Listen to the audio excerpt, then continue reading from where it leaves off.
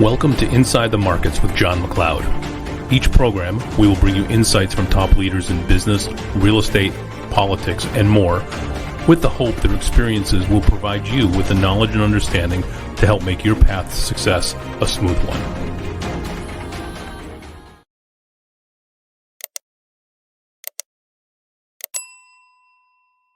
Marc King, president of Keller Williams Realty International. Thank you so much for taking the time today. How are you doing? Man, I'm so excited, and I'm just happy to be with you, my friend. Well, I appreciate that. And for those who don't know, Marc and I first met in person back when Hurricane Ian hit in Southwest Florida, and it was really nice that somebody that runs a company as large as Keller Williams, between agents and staff, it's well over 200,000 people.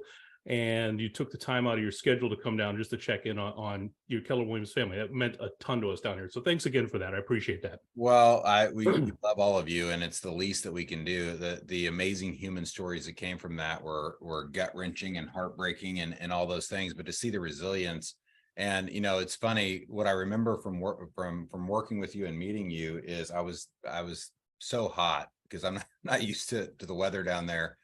And you had a trailer and you invited me in. I think you gave me a Diet Coke. Like, it was such a kind gesture, but it meant the world to me in the moment. So thank you. Thank you for being you.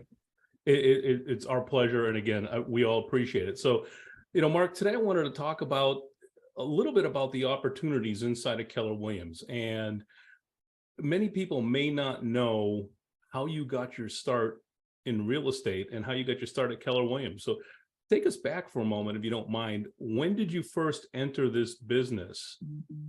Yeah, I'll give you the short version of the long story. I've held almost every role in this organization. I don't know if those skills are transferable at all, but I've had almost every role, and every one of them I've failed. One of the weird things about this story that I reflect on that may answer some questions is my willingness to look like a fool, and that my mouth and my foot are the same size, and to A/B test things and not be afraid of failure. And the reason why is there's this weird human condition where when you grow up in abject poverty, like I did, and lived in a car for a year, kind of thing, anything beyond that is a home run. And so once you've lived like that, you feel like you can do anything. The challenge over the course of our lives, and the reason you see so many people have lives that look like this, and we can literally break this down statistically, but if you go, if these are the decades of your life, typically we have our 20s and our 30s. Our 50s is when we have the highest income of our lives. It's also when we have the highest debt and all those things. But then something happens where we start the downward slide. And the downward slide, I am convinced, why doesn't our life look like this, John? And the reason why is we get content, we get fearful, we make different decisions at different times. I'm not saying you don't get more conservative. What's the old saying?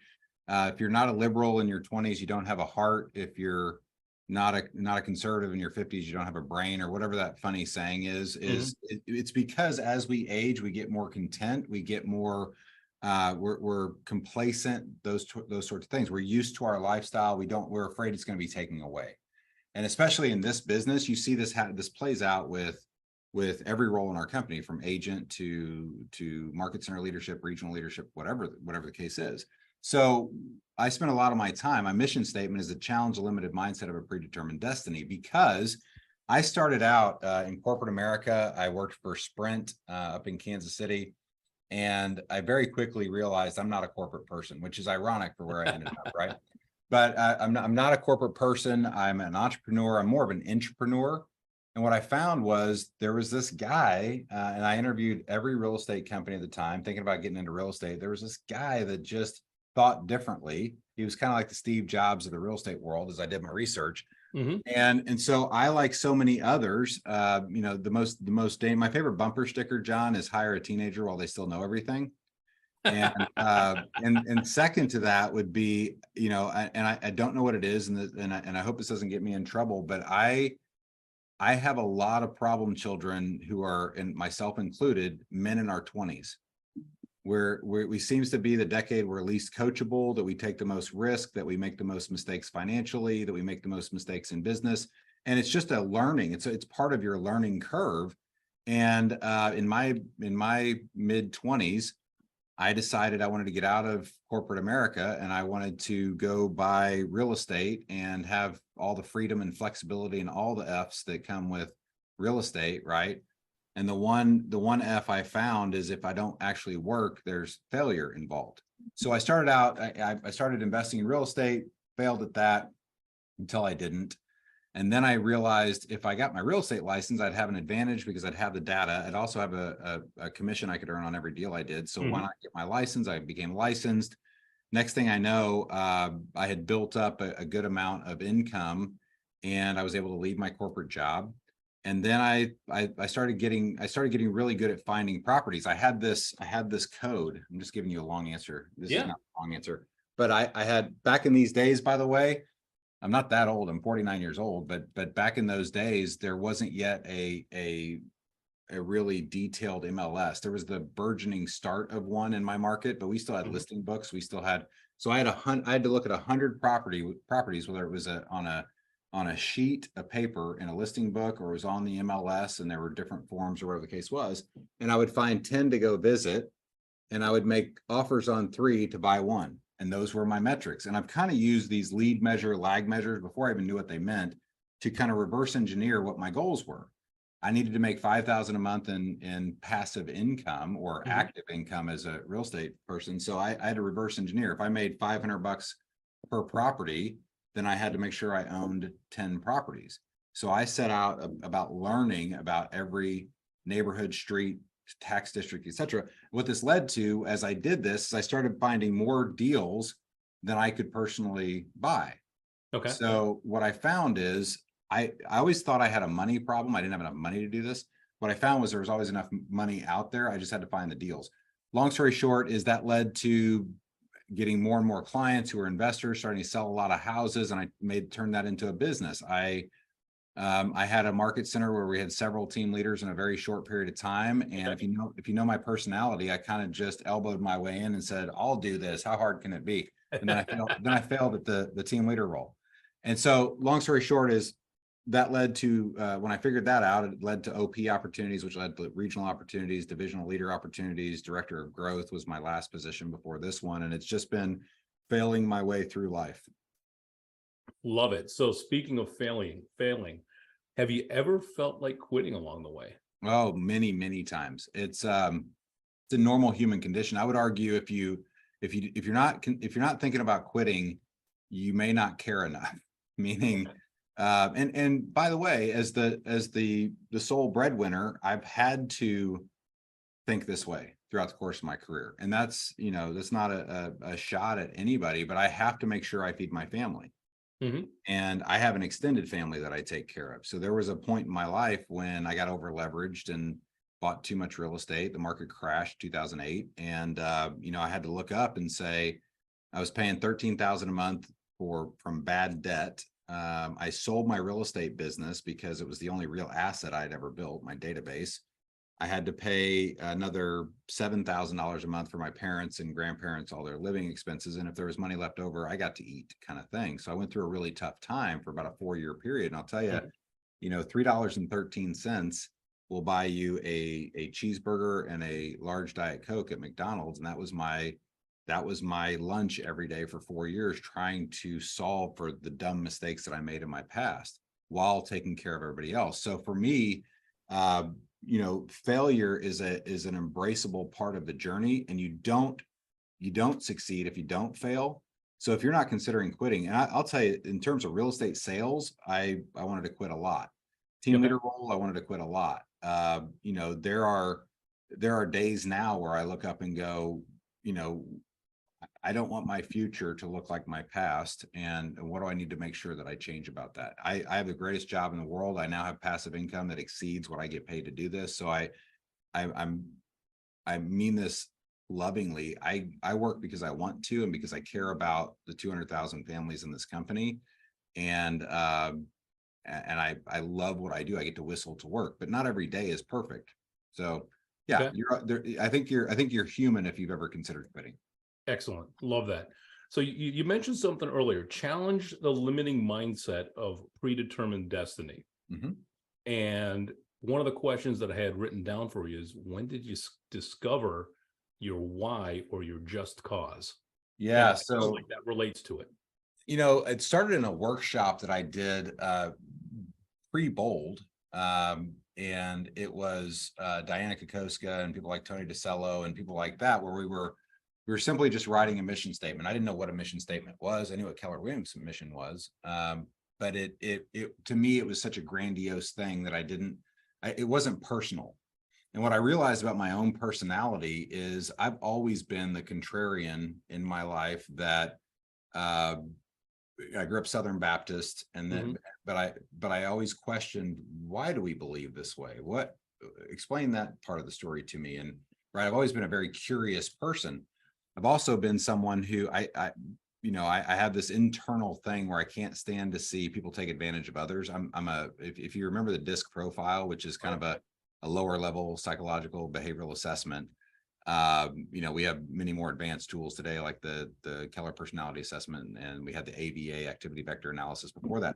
But what I know about myself is I don't want to be taken advantage of, and I can't stand it when I see other people taken advantage of. So I've always had this internal thing where I want to I want to keep people from being taken advantage of. Well, how do you do that? Most of us have life take advantage of us, or life happens to all of us. And the reality is, you don't have to succumb to being normal. You don't have to be average. It doesn't matter. And especially in today's world, it doesn't matter what faith you are, or whether you're agnostic. It doesn't matter what the color of your skin. It doesn't matter how you identify in your gender. We all have massive opportunities.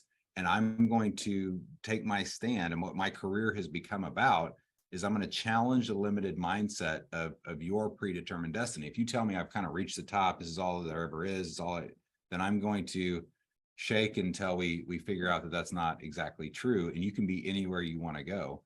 You just have to. There are other people who've done what you want, whatever you want to do. Let's reverse engineer it, and let's get into the activities that lead to the results you want to achieve. Love it. Mark, you mentioned KPA. Do you remember, when was the last time you took a KPA? I had to take it again recently. We updated it, and Gary Keller took me through the CV process, and then videotaped it and displayed it for everyone to see. It was interesting.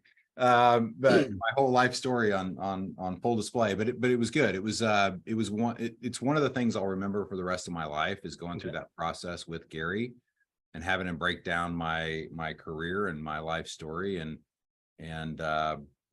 going through my personality, and understanding, more important than understanding who I am, because I've done a lot of work on that. I've got a report on my desk over there that's probably 20 years old, of truly digging. I think it's called the Bemis, and it's truly digging into who I am. So I've done a lot of work to understand who I am and why I think the way that I do.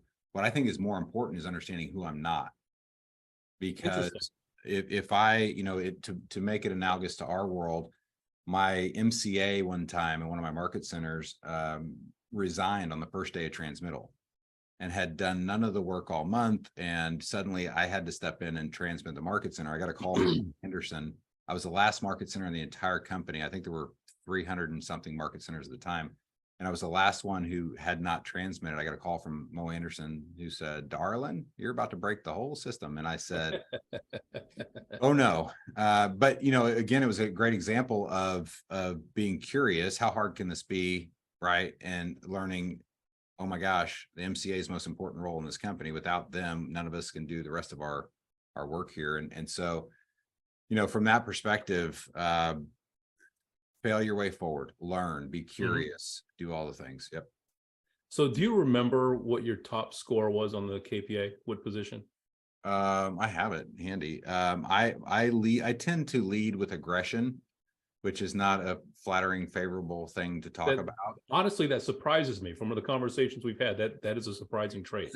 A lot of work. So internally, I am always going. My wife would be a better interview, because she will tell you that I'm super highly competitive. I played 5 sports in high school and 3 in college, mostly because you got free track suits. If you played sports, you got free sneakers, you got, right. You got to go on travel trips that otherwise I wouldn't have been able to go on. So I learned that sports could be an escape from my socioeconomic environment early on.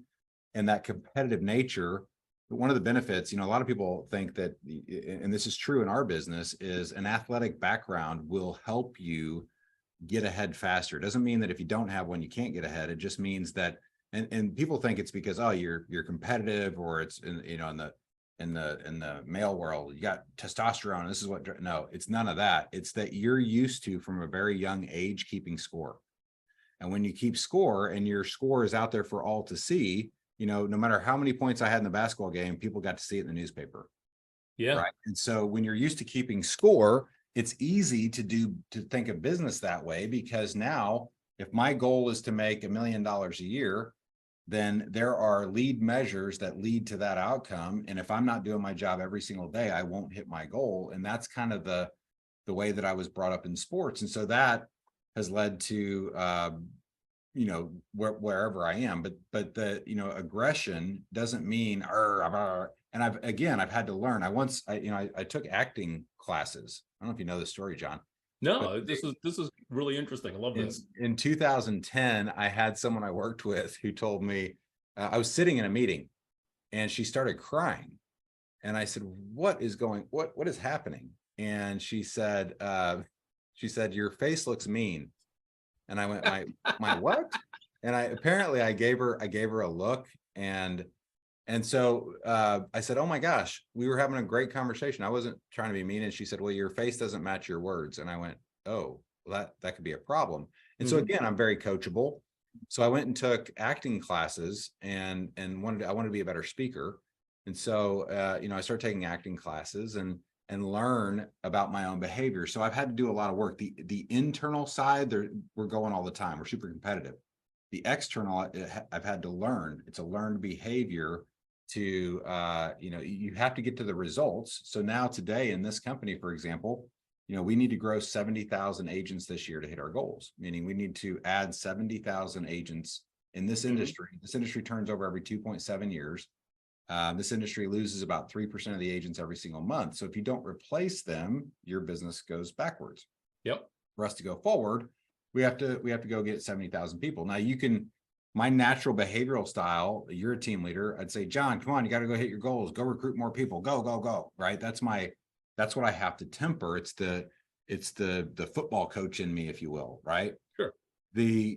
What I've found in my career is, even if you do get results that way, it's carrot and stick, right? It's care and candor. Even if you do get results that way, you tend to tear down relationships. And the other thing that people don't understand about me or realize about me is I'm still that 7-year-old little boy looking for acceptance. And I still want you to like me, and I still want to inspire you. And I still want us to go take on the world together. And whether it's digging a ditch together or whatever it might be. And so I balance those things by I attempt to be the most kind, pleasant human being I possibly can be, while inspiring to achieve greater results than you believe you can get. My word of the year every year is something that sticks with me. In the last several years, grace has been one of my words of the year. Humility is one of my words. Humble is one of my words. It's a constant reminder to stay in your gift zone. And this year it's together. And so everything we do, we're gonna do it together. I'm in the fight. I'm leading an 8:27 call every single morning for a group of market centers, because I'm in the fight with everybody. I'm not gonna ask anybody to do anything I'm not willing to do myself. So that's again, sorry about the long answer, but no, this is great. One of the things I love about the candid conversations like this is it's completely off script the entire time. Yeah. So 8:27 in the morning, how many market centers are you on with? So there's 3 at a time. This happens to be 3 market centers that I'm an investor in. And we've got a whole new staff. It's a recent acquisition, and they're not used to running the Keller Williams systems and models. And so I'm attempting to, and my goal was to do that for 4 weeks and to really dig in. And there's a couple times I've had to miss and somebody else had to take over for other travel or whatever the case is. But I'm now 8 weeks into this, and we're kind of testing whether or not we should record these and then give them to other market centers or do something, if we weren't all in different time zones, it'd be brilliant because we could just all lead together and we could all be together. But together, it's the word of the year. That so there's a really big takeaway that I have from this right now. Okay. You are the president of the largest real estate company on the planet, and you have day-to-day interaction with all the way down to director of agent services, which is the frontline person. For those who don't know Keller terms, right down to the frontline person who answers the phones and is greeting people at the door to agents just getting started off. You still have a direct daily effect with those people that you're partners with. Yeah, there's several reasons for that. And I'll give you the short list. I keep making promises it'll be short. I'm self-conscious about it now, but so a couple of different experiences have shaped that. Number one, I can take you back to being 16 years old, and I was the #1 ranked junior golfer of all things, which is it's a crazy fun story. For being as poor as we were, my dad was a pool hustler and a golf hustler and all those things. He's since passed away, but I for being completely poor, I somehow developed golf skills. It's all we did around the house. We did these different things. So when I got into high school, I actually got to go play golf for free and could be a golfer. And I was a bigger kid for my age. I kind of peaked at 16, but I got to go meet Tom Watson. Okay. He was from Kansas City. He was everybody's idol, 5-time British Open winner. I guess they call it just the Open now. But he was everybody's idol, and he's from Kansas City. He was that closest proximity of somebody I could be like. So he was my hero. He and George Brett and Frank White, all Kansas City, athletes, and Frank and Tom were from Kansas City. And so very small community, right? Yep. And so I met Tom Watson, and I hate telling the story because it puts him in a bad light. He was having a bad day. And there was he did a charity tournament every year at a golf course called Blue Hills, and I got to meet him. And I went home from that so deflated and went straight to my mom, big hug, and I burst into tears at 16 years old because I finally met my idol, and he was kind of a jerk. He was having a bad day, didn't want to give us the time of day, and so that was such a weird, bad experience. Now, subsequent to that, I've met him again, and he was super pleasant. So again, was not throwing shade on Tom. Mm-hmm. I just I had built him up into such a legend that I had some expectation that wasn't met. And when that wasn't met, so I told my mom, if I'm ever, I thought I was going to be Tom Watson, but if I'm ever Tom Watson, I'm going to spend my entire day just making kids feel special, because it's so little for someone to do, and it makes such a big impact on someone else. So what I want to do is impact as many lives as I possibly can. So that is just within me. That's just who I am. Then I was in this amazing organization for 23 years now, and the last 3 in this role, but the first 20, and really probably the first 15, we had some amazing leaders in this company, but I only saw them on stage. Didn't know them. They didn't know me. I wasn't related to anybody. I didn't have, and the few times I got to meet people, I met Gary Keller one time before I went to work for him. Wow. Right. Okay. He was writing books. He was doing different things. And I remember every word of I got to open up for him on the One Thing tour because I was the #1 team leader in my region. And so I remember every word of that 30-minute meeting, and it shaped a lot of my life. It was amazing. But he was focused on writing, and there were other people running the market centers, and I was in leadership at that time. So, but I didn't get to hang out with the Mark Willis's and Mary Tennants of the world, et cetera. And I noticed that they didn't have a proclivity for spending a lot of time with people out in the field. Now, it may have been their schedules, it may have been different things, but Mark was great at remembering names. He was great at, I learned a whole name thing from him, a whole save method, say the name, ask a question, visualize in the conversation with the name. And now that I know thousands and thousands of people, I remember their name, and it's the #1 comment that comes up at events, because I'll address you. I'll say, "Hey, John, how's it going?" Right? Even though I know thousands of people. So I've learned something from each of these leaders.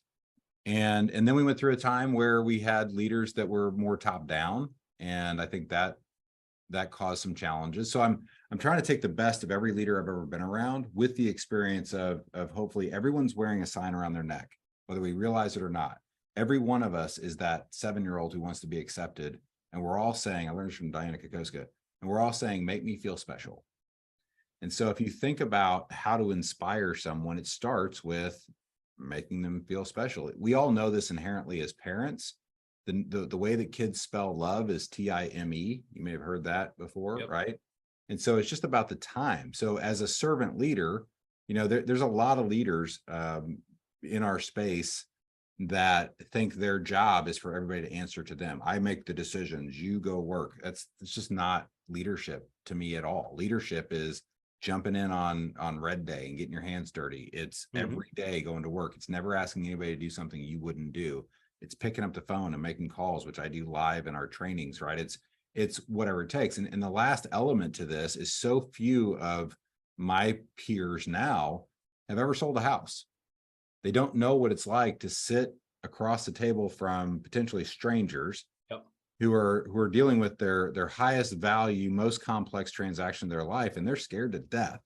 And if you don't have a high level of empathy and transparency and logic, you're not going to build trust with those human beings. And so take all of those experiences and the fact that, I think, I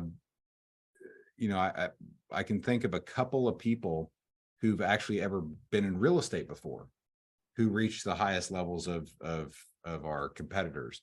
And so that's always been a challenge for me. How can you possibly, if I was running McDonald's, but yet I'd never stepped foot into a store or tasted a Big Mac, I don't know how I could make the best decisions to help all our people. So I think that's why we continue to find that when you have realtors sitting here or team leaders sitting here, you tend to understand what happens in the field more every day. And in the book, 4 Disciplines of Execution, I think I can't remember, is that Covey? I can't remember who wrote that. I think I believe it's Covey. In that book, one of the principles I took away from it is, the further you get away from the actual process, in our world we call it, the further you get away from the field, the longer it's been since you've sold a house, the longer it's been since you've been a team leader, whatever the case is, the more you forget what it's like, and the less effective the decisions you make. So one of the rules we have around here, Gary Keller interviews a top agent every single day. Yep. And he requires each of us to do that, so we never lose sight of that. I interview a top team leader.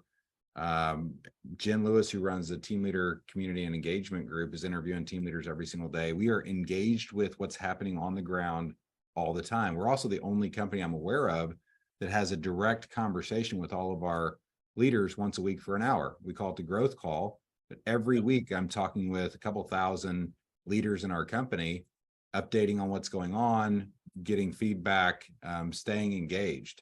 So it'd be, you hear of companies that have the ivory tower. We don't operate that way. My office is a disaster. If you saw, like, I can show you, I guess, but I was going to say, if you move the whiteboard away, would we see that? we actually work. You'd see a beautiful painting right There you go. there. But if I showed you my crazy desk and all the things, it's not, no ivory tower here. We actually work here. And so it's just a different environment. It's a different expectation. And I would argue that, it's really tough when Gary Keller, his car sits right outside my window. So, like on Saturdays, if we're both here in the office, I'll just check out and make sure he's gone before I leave, because I don't want anybody to outwork me either. We're competitive about that, but the man works harder than most of us combined in this building. So it's cool to work with people that would never. It's funny, if there's anything that I'm ever hesitant to do, he's not going to ask me to do anything he wouldn't do. Right. So if we have to have a tough conversation with somebody or whatever the case might be, he'll just pick up the phone and call. He's fearless, and he leads by example, and that's really speed of leader, speed of the pack, right? Love it. Love it. So Mark, we have all this canned corporate stuff, especially opportunity maps and so forth. Yeah. And I actually have it pulled up to screen share, but I don't want to go down that road too much. But if you were talking to somebody that is a new agent that doesn't know what they don't know about the opportunities in this industry, what would you tell them? So my brain is very simple. I'm a very simple guy. And here's how I'd start the conversation. And do when people ask me questions like this, it's why are you working? And we come up with existential reasons, and it's we really want to help our clients and have the American dream, or whatever the case is. The reality is we're all working to earn an income to feed our families. So if we can agree to that, and the reason I know that is we still charge for our services. If we were truly pro bono, you could argue that that you have a different reason for doing it. But because of that, I like to begin with the end in mind. And what I want to do, this is why I went down the path of personal finance. Number one, it's my most favorite passion on the planet. I have taught wealth building for 20 years every single week. I've missed maybe 6 or 7 times in 20 years. Most recently in this role, it's a little more demanding, right? A little more time sensitive. So, but it's my passion. I want to help people build wealth. So the answer to your question is, do you know what your life looks like when you're done? When you're on your deathbed, and all the studies show, no one's ever saying, I wish I'd have just sold one more house. I wish I'd have lead generated 1 more hour a day. I wish I'd have recruited 1 more agent. I wish whatever it is. What they say is, I wish I'd have spent more time with my family. Yep. I wish I'd have spent more time with my friends. I wish I'd have had a bigger impact. So the regrets of the dying, I think, is the book, shows you that if those are all the things that the people who've gone before us say on their deathbed, then doesn't it make sense for us to reverse engineer our life so that we don't have those same regrets? We'll have different regrets. Sure. But I don't ever want to regret missed time with my family. I don't ever want to regret missed time with my friends, right? And there are seasons of our life. I don't want to go down the path of we should all work 10 hours a week and make no money, because then we're really, because that's not in my ideal world, that's not the life worth living either. Sure. So we have to find this balance. There's this myth that we have a balanced life. Nobody does. You're in one season or the other, and you're constantly shifting back and forth, right? Mm-hmm. But the one constant, and again, long answer, is get to your passive income goals. That should author everything. Here's how I think about it. That's why I use the whiteboard so much. I just love it. So here's the thing. If we were having, this is the 1 minute coaching session. Ready? I'm ready. So opportunity path in Keller Williams or anywhere or where I want to go. Great. Begin with the end in mind. I'm 49 years old today. I intend to be where I want to be at 65. I got 16 years. Yep. More than enough time to do anything I want to do in this world. And I've learned that you're 3 hours away, 3 years away. You're always a couple of years away from dramatically changing your life. I'm a challenge limited mindset of your predetermined destiny. So what has to happen between now and then, such that, I'm just making up numbers now, but I have $50,000 a month in passive income so that I can fund the life I choose to live. And I've detailed this, and it's the house in Florida. I can tell you what color it is. It's on the beach. It's all the things. It's the summer beach or the canal, because we talked about this in Marco Island. Just it's wherever I can find a great deal right now. I'm willing to shift my dreams. But it's also in the summertime. I'm at the Lake of the Ozarks on my boat. I'm hanging out with my friends from Iowa. I grew up in Kansas City, so it's a great place for all my friends to come down, and it's a life by design. So now this authors every decision I make up until then. How am I going to get there? I'm going to build a 1-3-5. This is my goal. 3 different ways at least to do that. I have 10. But I'm a little sick on this topic. 1 is going to be real estate investing. 1's going to be my profit share. 1's going to be business ownership. And here's the key. Each one of these is going to get to that number by itself, so that if I fail epically at 2 of them, 1 of them hits. Got it. Right? It's kind of, and each of these are going to have 5 different strategies to hit the priority to make sure I hit the goal. So now that I've begun with the end in mind, by the way, none of this has to do with anything with opportunity map. Now the question I have to ask myself is, what is the path I choose to take to get there? I will tell you that if throw out a role, and I'll give you my description for it, that'll be different than what you likely have heard in the past. So go ahead. All right. Here's one that I know you've had: regional director. Yeah, regional director is an MBA on leadership and getting results from other people. That when you desperately want to do it yourself, as high achievers, we want to put on the cape and the tights. And so we think if it's to be, it's up to me. The hardest part of the regional director role is you have to actually get results through other people. That's a different skill set. Give me another one. Okay. Market center investor. Market center investor, the role is simply to refer people it's to grow the business. If you owned a small hardware store, your job, if you were an investor in a hardware store, you would be sending everyone you know to that hardware store to buy hammers. Okay. Regional OP, you've had that also. Yeah, regional OP is, again, it's now a business acumen, because an RD is an employee, regional OP is an owner. So your number one job is to find a world-class RD who knows how to lead through others, not do it themselves. All right. And now here's one that we're talking a lot about lately inside Keller Williams is profit share. Yeah, so profit share is for everybody. So it's not role specific. But profit share is very simply, again, it's a reverse engineering. I can give you the averages, but profit share is something that's built over time. And in the microwave Kim Kardashian era that we live, people don't want to build over time. It's the same with everything we do. If I go again, if I'm coaching a group of males in their mid-20s, are they going to be more excited to talk about Bitcoin or profit share? Bitcoin, obviously. Because of the rapidity with which you can make and lose money, right? It's extremely volatile. Profit share is a slow burn over time, and no one wants to hear, hey, if you follow the right diet and you keep your insulin levels in check, over the course of the next 7 years, you'll lose all the weight that you want to lose. What they want to have is the surgery that makes me lose all the weight tomorrow. Right. You know, it's interesting you say that. When I'm teaching profit share, I use the example of a gentleman that I knew passed away in 2006. Mm-hmm.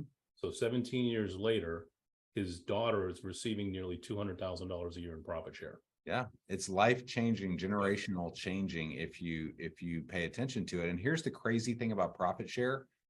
I don't want to get really weird on you, but I study a lot of topics outside of real estate.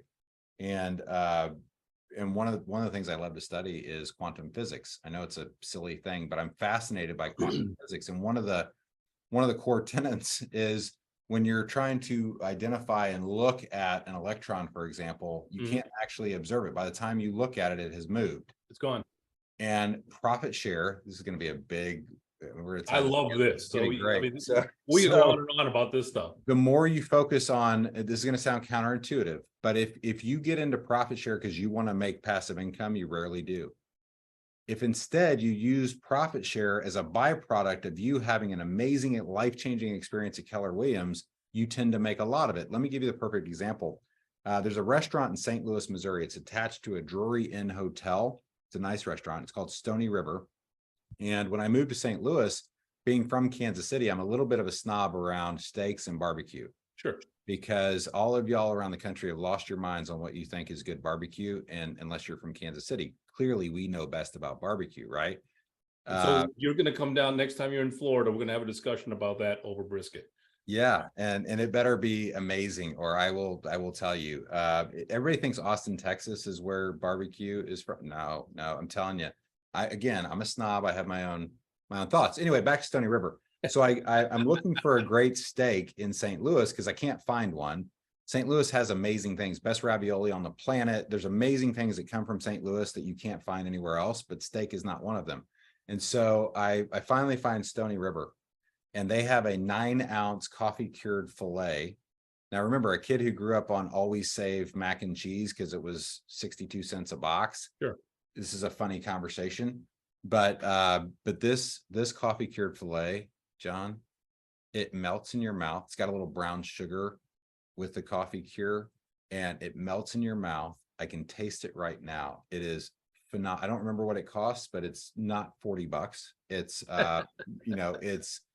it's an amazing date for $100 with my wife and I, and it is an unbelievable steak. It is arguably the best steak I've ever had anywhere on the planet. And so the reality is, and by the way, I have sold thousands of those steaks through this conversation. I've taught this all over the country. People will text me when they're going through St. Louis, what was that restaurant again? And I'll send them there. My assistant at the time, I had moved away. My assistant at the time went up there and said, hey, I don't know if you know this or not, but my boss sends a ton of business here because he loves your coffee cured filet. And I thought we'd do something nice and get him a gift card because we're thinking about him. And they said no. So even with that experience, I'm still selling their steaks. Then she went and bought a bunch of the steaks and then had them shipped to me so that I felt like I was back home, kind of thing. But my point here is people watching this are more likely to go get a steak or refer someone to a steak or to the movie they just saw that they loved. I just saw Air. Air's a great movie. You should go see it. but we refer people all the time to something we've experienced that is amazing. The people in Keller Williams who have had life like myself, who this company has changed my life. Being associated with the people in this company has changed my life. It's changed the way I think. It's changed the husband I am, the stepdad I am, the community leader that I am, the leader that I am. It's changed everything about me. And so I can't help but share that passion with everybody I talk to. And therefore, people join Keller Williams and I get to share in the profit. So when I find people who want to just go do this for a business, it rarely works. And you see that with some of our competitors right now. They're just doing it for the money. It's not because of the benefit you're going to get from the thing, because here's the challenge you have. Every single person I've sent to Stony River responds with, "Oh my gosh, that is the greatest steak in the world." If it wasn't, very quickly they would say, "I don't know what you're talking about, dude. You clearly have bad taste buds and this isn't that great," and word would get out, right?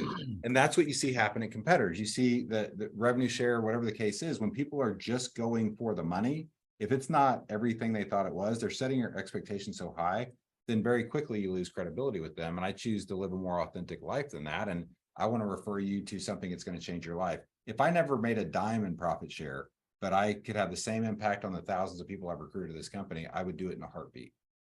So just that's a huge takeaway for me right there. I appreciate that.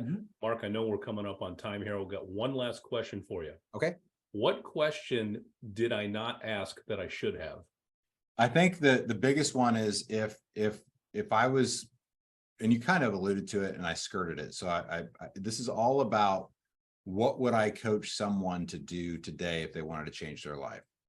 The team leader role, and this is not, you can hear this as sales or not, but from my heart, the team leader role, imagine this. Imagine you had a dream of getting to $50,000 a month, but you were starting from scratch and you had no idea how to do it. Okay. The very first thing I would tell you to do is join Keller Williams, because everyone here thinks abundantly and we promote abundance, and we have KW Wealth, and we have every resource you want, from free to paid for wealth coaching and that sort of thing. So we are a company, we've created more millionaires than Microsoft here. We understand wealth at the highest level in the industry. And this is probably the X factor people don't realize about Keller Williams is Keller Williams is not about what you get, it's about who you become. So who are you on your journey of becoming? And what I would tell you is the team leader role is like getting paid to go get your MBA. So imagine your goal is 50,000 a month. And I said, hey, I want to pay you 100 grand a year plus bonuses, plus. If you're a team leader in my world, I want you to make $1 million a year, by the way. And I'm going to teach you from the time you're 49 to 65, in my case, how to build a business. I'm going to get you a master's of running a Keller Williams business and a real estate business in general, and a master's degree in building wealth. And I'm going to pay you to do it. That's what the team leader role is. Love it.